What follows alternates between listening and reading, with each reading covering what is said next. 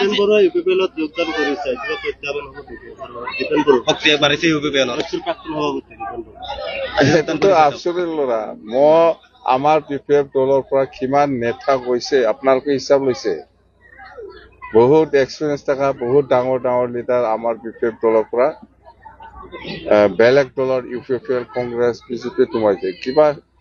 Impact কৰিব পাৰিছে প্ৰধানমন্ত্ৰীৰ সন্মুখত আপুনি গ্যাৰাণ্টি দিছিল যে এনডিএ চৰকাৰৰ নেতৃত্বত এবাৰ বিজেপি চৰকাৰ হ'ব আপুনি গ্যাৰাণ্টি দিছে ভাষণত গেৰেণ্টি 100%। চন্দন বাবু আহে নাহে আমাৰ ক'ব লগা একো নাই আহিলে চবকে ল'ম আমি জিতেন বড়ুৱা ইউপিপিএলত যোগদান কৰিছে কিবা প্ৰত্যাহ্বান হ'ব জিতেন বড়ুৱা শক্তি বাঢ়িছে ইউপিপিএলৰ প্ৰাক্তন সভাপতি জিতেন বড়ুৱা সেইটোতো আচৰিত ল'ৰা মই আমাৰ পিপিএফ দলৰ পৰা কিমান নেতা গৈছে আপোনালোকে হিচাপ লৈছে